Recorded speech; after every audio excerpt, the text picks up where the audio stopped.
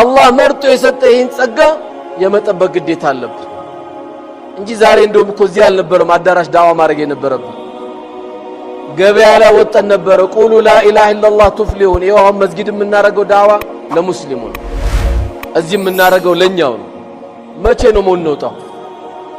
መቼ ነው የልጃችን ከኛ ጀርባ የሚወጣው እኛ ካላረግነው ውጪ ለምን አንወጣም የኛ ተቃራኒ የ11 አመት ልጅ የ12 አመት ልጅ ፕሮቶኮሉን አስተካክሎ ከረባቱን አንጠልጥሎ ኢሳን ተቀበል አለይሂ ሰላም እያለ ነው እኛ ደግሞ ለምን ወጣን ኢሳን እንደተቀበልን ለምን አንናገርም ቆየን ከተቀበልነው እኮኛ እንዴት ኢሳን አንቀበልም ኢሳን ያልተቀበለ ኩፍር ነው በእያንዳንዱ ነብይ ተቀበለን ጨርሰናል እኮ እንደተቀበልን መቼ ነው እኛ ወጣን ዳዋ የምናረገው ይሄው ዳዋችን ከመስጊድ አልወጣለ ዳዋችን ከድንኳን አልወጣለ ወደ ስራ ልንገባ አልቻልን የዚህ አይነት ልጆችና የዚህ አይነት ትውልድ መፈጠር አለበት والله እኔ የሚያሳዝነኝ የሆነ ጊዜ ቁጭ ብዬ ራሴ ጻፍኩኝ 50 ቢጠሩ የሚመጡ ዳዒዎች ኢትዮጵያ ላይ 50 ይሞሉ 50 ለ60 ሚሊዮን አካፍሉት 50 ለ60 ሚሊዮን አካፍሉት እንደ ኢትዮጵያ አቆጣጠር በ2010 የኢትዮጵያ ህዝብ ሲካፈል የነበረው ዶክተር አንድ ዶክተር ለ100,000 ሰው ነበር አንድ ዶክተር ለ100,000 ስለዚህ ከዚህ በኋላ ዶክተር ብዙ ማሳከም አለብን ማሰልጠን አለብን ማስመረቅ አለብን ተብሎ በዚች ባለችው ደግሞ 5 አመት ብዙ ዶክተሮች ወጡ ለምኑ ለጨጓራው ለኩላሊቱ ለጉበቱ ለካንሰሩ ሐኪም እየተገኘ ነው ትውልድ ግን ዋናውን ዶክተር ግን እያጣ ነው ዋናው ዶክተር ወደ አላህ መንገድ የሚጣራው ነው ትልቁ ዶክተር ምድር ላይ አለ ከተባለው ትልቁ ዶክተር በአላህ መንገድ ዳዋውን የሚያስተላልፍ ሰው ነው እኛ እንግዲህ 60 ሚሊዮን ለ50 ሰው አካፍሉት አረ ለ1000 አካፍሉት እጅግ በጣም ያሳዝናል በስልጠኛው ጎበዝ ዳዒ ከሌለ በኦሮምኛው ጎበዝ ዳዒ ከሌለ በሶማሌ ጎበዝ ዳዒ ከሌለ በአፋሩ ጎበዝ ዳዒ ከሌለ ሁሌ ብፌ ማሰብ ብቻ ነው የተፈጠርንበት ዓላማ ነው አይደለም ሐያታችን ሁሉ ምን አይነት ልብስ እንደምንለብስ ሐያታችን ሁሉ ምን አይነት ቤት እንደምንሰራ ነው ጥሩ ነው እሱም ማሰብ ከዚህ ጎን ለጎን ግን ከዚህ አጠገብ ግን እኛ ቤት ምን መፍጠር አለብን ብለን የዛሬ ምሳ መነጋገሪያችን በየቤታችን መነጋገሪያ መሆን ያለበት ይሄ ነው እያንዳንዳችን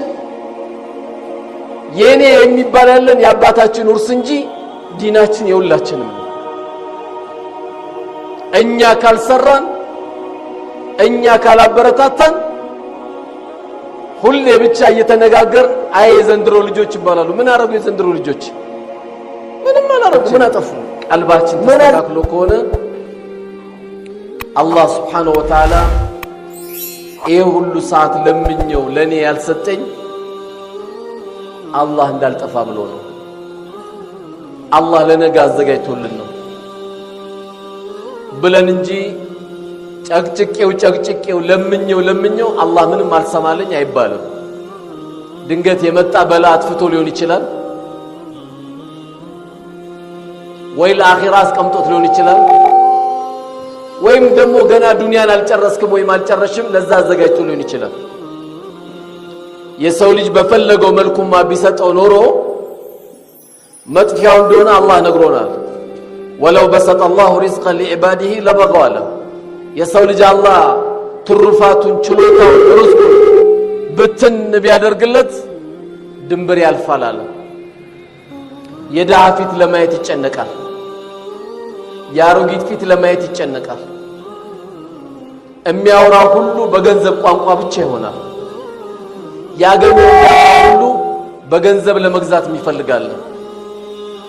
አላህ እዚህ ውስጥ እንዳገባ ብሎ ለዚህም ነው ኮኛም ዱንያን እንኳን ስንጠይቅ ጥቅልል ሊሆን ብለሽ ዱንያን እንድንጠይቅ የተፈቀደልን اللهم ربنا آتنا في الدنيا حسنة